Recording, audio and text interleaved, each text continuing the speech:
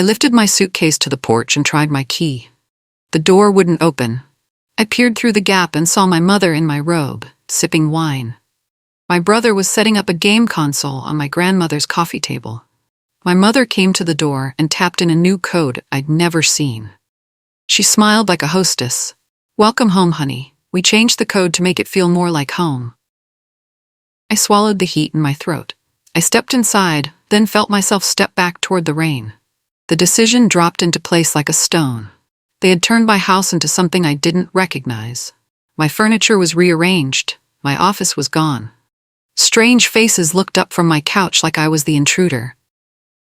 "Surprise," my brother said, not looking up from his game. We threw a little housewarming party. I stood there dripping rainwater on my own hardwood floors, watching strangers eat from my grandmother's dishes. This wasn't confusion or miscommunication. This was theft with a smile. The smell of unfamiliar cooking filled my kitchen. Beer bottles lined my counters. Someone had hung cheap posters over my carefully chosen artwork. 3 months of my life overseas, building something better for all of us, and they'd erased me completely. My name is Sienna Cade, and 3 months earlier I'd left for a career-defining project. An overseas rollout that doubled my salary and was supposed to finally give me breathing room. I left a spare key with my mother to water the fig tree and bring in packages. That was my one mistake. I had paid the mortgage on my house fully, the insurance too, and more often than I cared to admit, the debts my brother kept signing with his mouth but not his wallet. While I was gone, the text changed tone. "We freshened things up. Housewarming tonight." "Your office was wasted space." I told myself they missed me. They didn't. The project went well. Better than expected. I closed deals that would set me up for years. But every week, the photos from home showed more changes, more people. More of my things moved around or missing entirely. When I asked about it, my mother said they were making improvements. I should have seen it coming. My brother had always been the golden child who never grew up. My mother had always enabled him. But I never thought they'd go this far. The house represented everything I'd worked for since college. Every promotion, every sacrifice, every weekend spent working instead of relaxing. It was supposed to be my sanctuary, my proof that hard work pays off. Back at the door, I tried calm logic. "This is my mortgage, my deed, my name on everything." My mother tilted her head like I was speaking a foreign language. "It's the family home. I'm the matriarch." My brother added without looking up, "If you want to sleep here, chip in for utilities and respect the new rules." The word rules hit me harder than the chain on my door. Rules in my own house. Rules for furniture I bought, in rooms I painted, under a roof I paid for. They weren't joking. They weren't confused. They genuinely believed they had the right to take over my life. I turned and walked back to the rideshare. The driver looked at me in the mirror. "Everything okay?" "Perfect," I said, and I meant it. I wouldn't fight on the threshold. I'd end the entire game. Some battles aren't worth winning because the real victory is walking away from people who think your generosity equals their ownership. The car pulled away from my house. My former house, I corrected myself. Because in that moment, I decided they could have it. But they'd have it on terms they never saw coming. Terms that didn't include free utilities or my continued financial support. In the back seat, I booked a week in a furnished apartment. For the first time in months, I could breathe like I was unplugging a wire from my chest. Then I called 2 people. An attorney and a real estate agent who didn't blink when I said, "As is, occupied." "It's not a morality play," my agent said. "It's a transaction. We'll price it for a cash buyer who knows what they're doing." I nodded, feeling my pulse slow into something steady and purposeful. If my family wanted a house so badly, they could negotiate with someone who actually owned it. Someone who wouldn't be swayed by tears or guilt trips or claims about blood being thicker than water. My attorney was even more direct. "You want them out?" "I want them to learn that actions have consequences." "Good. That's exactly what we'll give them." The rideshare dropped me at the furnished apartment. It was small but clean. Most importantly, it was mine. No one could change the locks. No one could claim ownership. No one could make rules about how I lived in my own space. The silence felt like luxury after months of chaotic updates from home. Here, I could think clearly without manipulation or guilt trips clouding my judgment.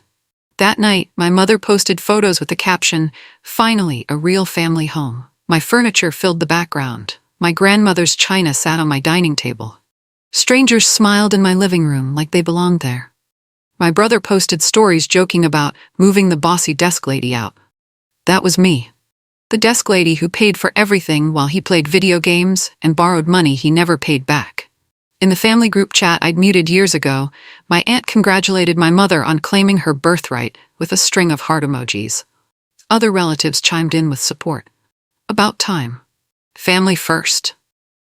Some people need to learn their place. I stared at the screen and realized this wasn't confusion. It was choreography. They had planned this while I was working overseas, building a life that could support all of us. Their bragging became the last push I needed. I screenshot everything. My attorney said we'd need documentation of their public claims of ownership. "Keep saving these," she said. Entitlement loves to document itself. The posts kept coming. My mother tagged the location as Home Sweet Home on my address. My brother shared videos of him grilling on my back patio. They weren't just taking my house, they were celebrating it publicly, making sure everyone knew they'd won. At dawn, my agent met me curbside to photograph the exterior and pull records. We didn't cross the threshold. Inside, music thumped. Someone laughed near the window. A curtain closed when they saw us. "We'll list tomorrow," my agent said. "No interior access. Cash only, short escrow."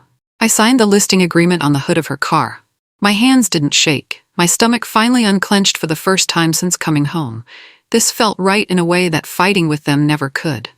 "You sure about this?" my agent asked. "Once it's listed, there's no taking it back quietly."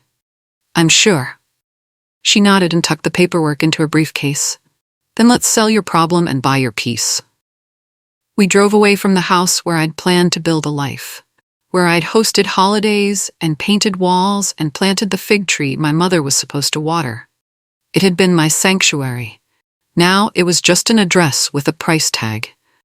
Some losses aren't losses at all. They're expensive lessons about who people really are when they think you're not watching. The morning sun felt warm on my face as we drove away. For the first time in months, I wasn't dreading the next phone call or text message. We set the price slightly below comparable homes to account for the mess inside and the legal process the buyer would shoulder. My agent sent the listing to investors who specialized in possession after closing situations. The first reply came within the hour. "We know what this is. We'll tour the exterior today." I sipped burnt coffee in my furnished apartment and let the silence curl around me like a blanket. For the first time in months, I didn't text my mother back. I didn't answer my brother's calls. I didn't engage with the family group chat that was probably exploding with outrage about my betrayal. The silence felt better than any conversation we could have had. What was there to discuss? They wanted the house. Someone else would give it to them on different terms than I had. Terms that didn't include free utilities, free food, or free tolerance of disrespect. My phone buzzed with messages I didn't read. I turned it face down and watched the sunset through my new kitchen window. Tomorrow would bring more chaos, but tonight was mine. The apartment came with basic cable and decent Wi-Fi. Simple pleasures I'd forgotten about while dealing with family drama. I ordered pizza and watched old movies, something I hadn't done in years without interruption or guilt about not helping with something. Mrs. Bello from 2 doors down called quietly. "They changed your Wi-Fi name to Cade Family Manor."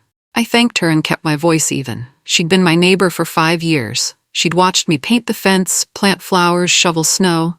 She knew whose house it really was. "You okay?" she asked. "Better than okay," I said, and I meant it. I asked if her porch camera could see the curb, not the yard. "It can," she said. That was all I needed to know for showing day traffic. Mrs. Bello had seen everything. The moving trucks when my brother brought his stuff. The parties that lasted until dawn. The strangers parking in my driveway like they lived there. She never said anything directly, but I could hear the disapproval in her voice. "If you need anything," she said before hanging up. "Thank you. I think I've got it handled." And I did. For the first time in this whole mess, I had a plan that didn't require convincing anyone of anything. The market would speak louder than I ever could. Mrs. Bello had watched me build that life from nothing. She'd seen me leave for work every morning and come home exhausted every night. She knew what I'd invested in that place. By noon, a cash buyer sent a strong offer, an LLC represented by a calm woman named Kendra. She included proof of funds and requested a short escrow. "We'll handle notice and, if needed, unlawful detainer after closing," Kendra wrote. "We understand the risks." My attorney reviewed the contract. The terms were clean. The price was solid. Better than I'd expected, considering the complications. I accepted immediately and wired the instructions. The only message I sent that day was to the buyer: "Let's move." No drama, no emotion, no long explanations about family dysfunction or broken trust, just business. Just a transaction between adults who understood that ownership meant responsibility, and responsibility had consequences. My phone showed 17 missed calls from my mother and 43 unread messages in the family chat. I deleted the notifications without reading them. Whatever they were saying didn't matter anymore. The house would have new owners soon, and those owners would handle any conversations about who belonged there.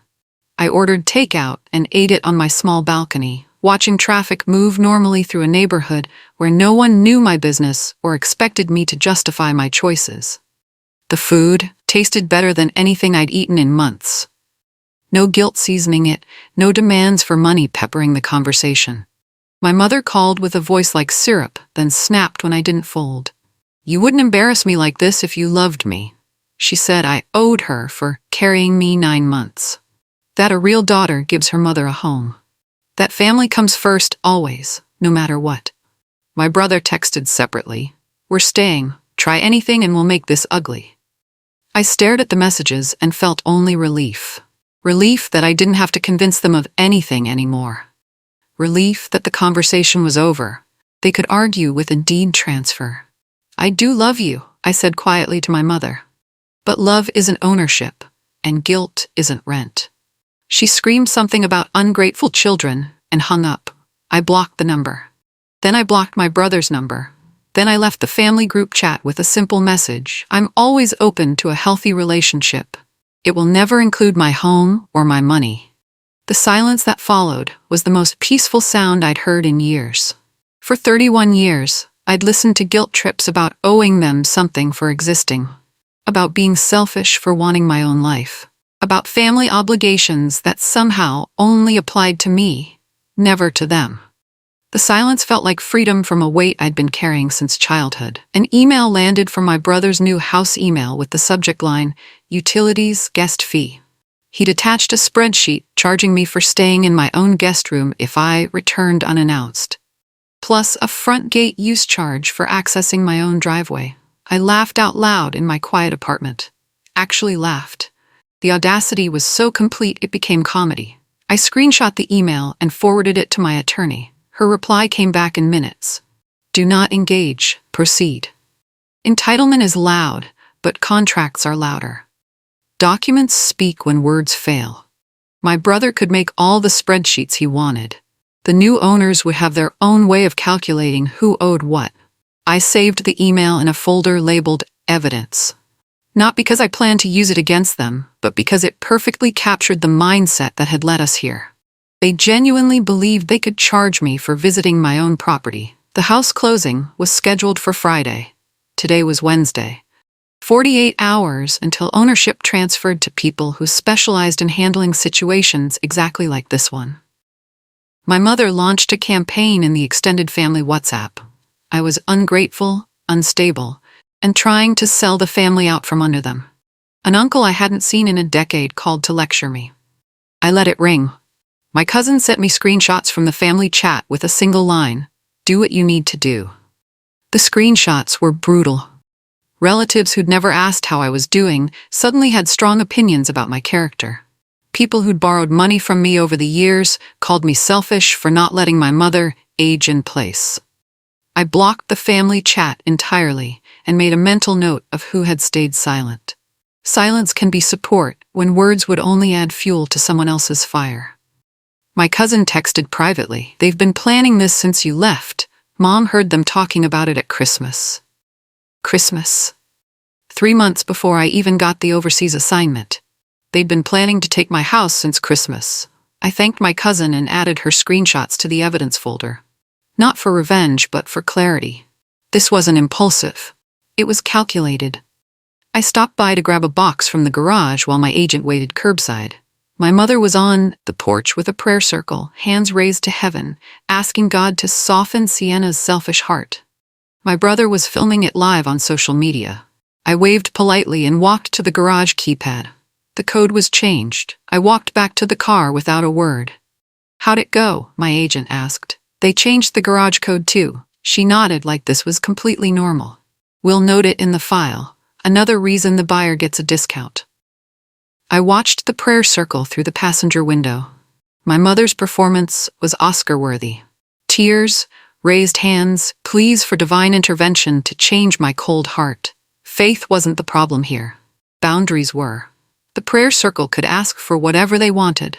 Friday would still come, the closing would still happen. And after that, they could pray to someone who actually owned the property they were kneeling on. The day before inspections, my brother parked a broken-down car across the driveway. The HOA sent a violation notice to me, the actual owner, along with a complaint about late-night noise violations. My attorney smiled over the phone. "Another reason the buyer gets a discount. We'll note it and keep the date." Everything my family did to sabotage the sale actually made it easier. Every violation, every public post, every display of entitlement went into the file as evidence that the new owners would need legal help after closing. The buyers understood this. They'd factored it into their offer. They weren't buying just a house. They were buying a problem they knew how to solve. I drove by that evening to see the broken car still blocking the driveway. Neighbors were walking by and shaking their heads.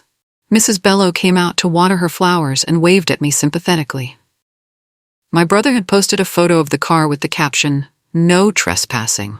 Trespassing on my own property that I was selling to people who specialized in this exact situation. The irony was perfect.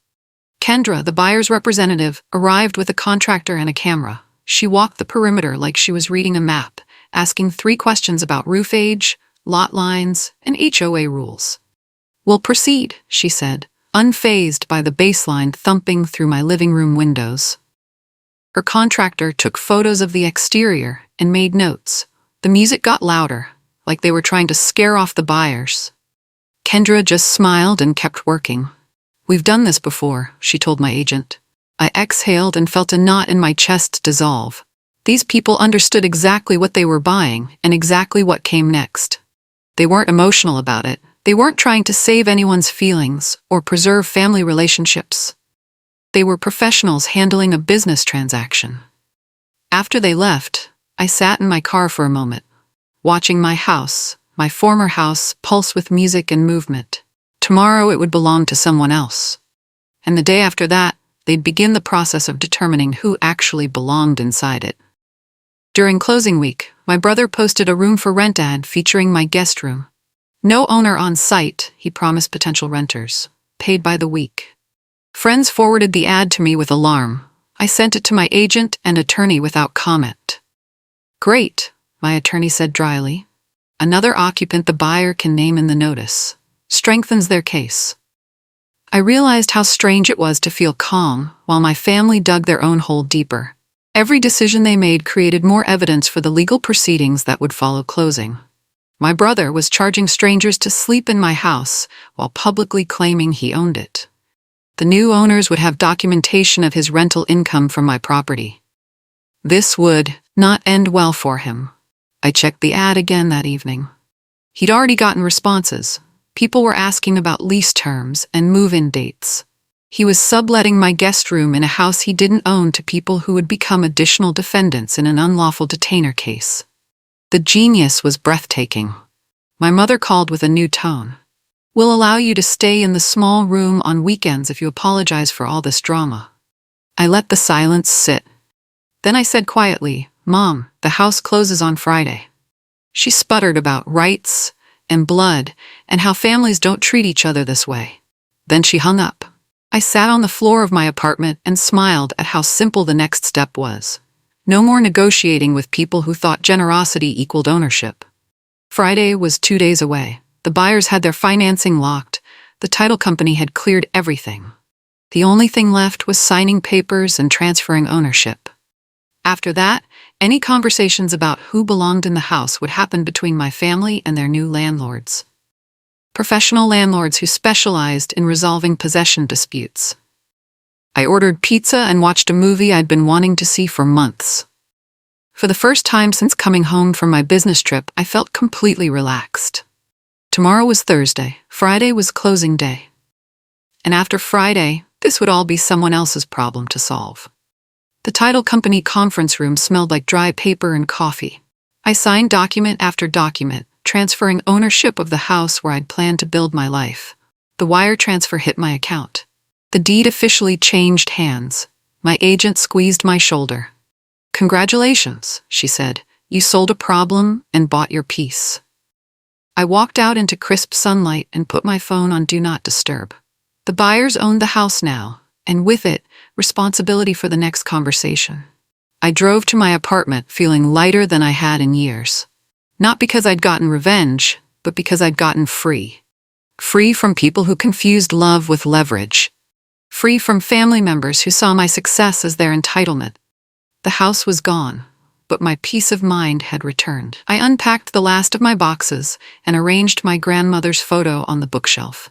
She would have understood. She'd always said that family doesn't mean letting people walk all over you.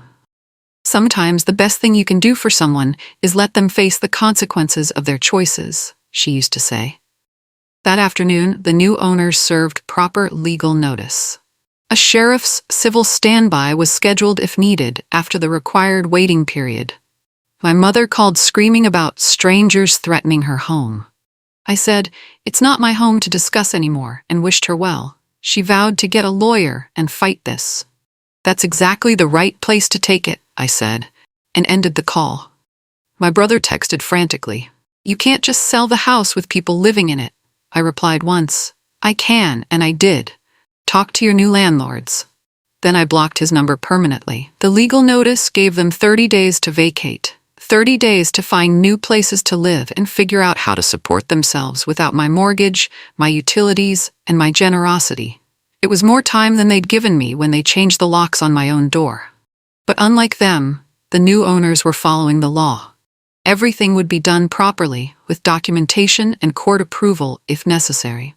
Days passed. The deadline came and went. The new owners offered cash for keys, a perfectly reasonable sum for a clean, quick move-out. My mother demanded triple the amount. My brother wanted the master bedroom bought out separately, as if he had ownership rights to negotiate. The buyers withdrew their offer and filed for legal possession. I slept through the night for the first time in weeks.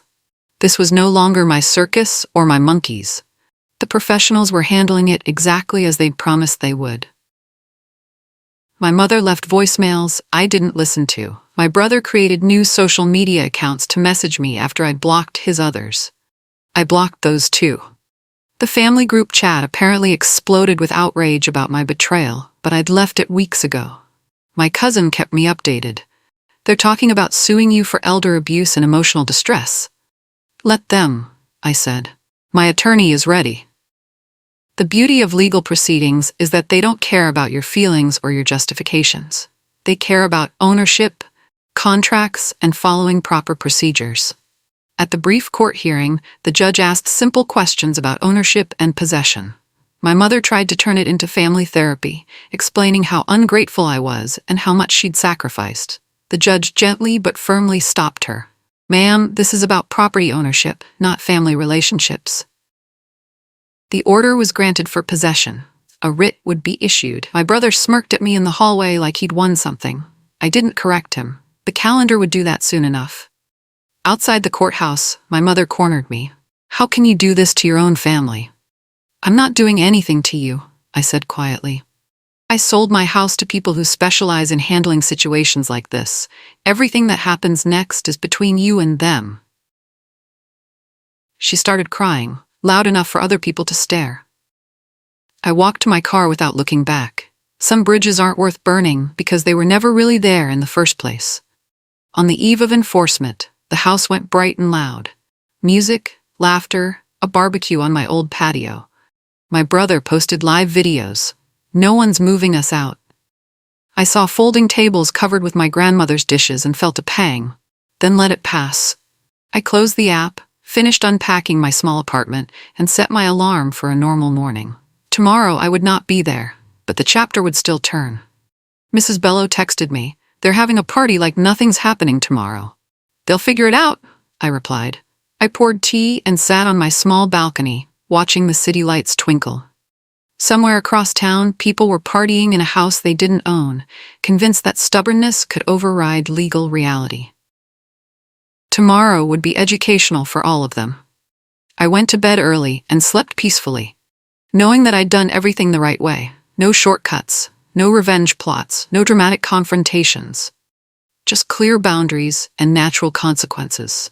Morning brought a calm white van, a locksmith, movers, and the sheriff's civil standby. The new owners presented their writ. The deputy knocked and spoke in that even, official tone that leaves no room for argument. My mother tried tears. My brother tried threats. The deputy stayed steady and professional. "You have 2 hours to pack personal belongings," he announced. "After that, locks will be changed and the property will be secured." I wasn't there, but Mrs. Bello called with updates. The music stopped. The party guests scattered. The reality of legal consequences finally hit home. My brother's rental tenant arrived confused with his suitcase, then backed away quickly when he realized what was happening. "It's actually happening," Mrs. Bello said, sounding surprised. They really thought they could just stay there forever. People always think consequences are for other people, right up until those consequences knock on their door with official paperwork and backup. The locks changed. What was packed went with them. What wasn't packed was placed outside according to legal procedure. Neighbors watched quietly from their porches as the noise died to the soft scrape of boxes being moved. My brother's tenant left dragging his suitcase, muttering about false advertising. My mother called me one last time. "You have to fix this." "I don't own the house and I didn't make these choices," I said calmly. "There's nothing for me to fix." The deputy nodded to Kendra. Doors clicked shut. The street exhaled. Entitlement had finally met its first real boundary and folded completely. Mrs. Bello said the silence was strange after months of constant noise and chaos. "It's peaceful again," she said. My mother and brother loaded their belongings into a rental truck and drove away. I never asked where they went. It wasn't my responsibility anymore. The house sat quiet and empty, ready for the next chapter. Not my chapter, but someone else's story about property ownership and following rules. For the first time in months, Mrs. Bello said she could sleep through the night without music pounding through her walls. I walked into my new condo, sunlit and quiet, with a door code only I knew. I placed my grandmother's photo on a bookshelf, not as a trophy, but as a promise. Love is not control. I texted my mother a final message. "I'm always open to a healthy relationship. It will never include my home or my money." Then I silenced the thread and poured tea in my own kitchen. The condo was smaller than my house had been, but it was completely mine. No one could change the locks. No one could move my furniture or claim ownership of my space. No one could make rules about how I lived in my own home. I walked away from that whole situation, but not before making sure the people who took my house learned that boundaries have consequences. That generosity isn't weakness. That quiet people aren't always pushovers. My peace didn't need their permission. My choices didn't need their approval. I sipped my tea and watched the sunset through windows that no one else had keys to, in a home where the only rules were mine. Sometimes the best thing you can give someone is the chance to learn from their own mistakes, even if those someones are family.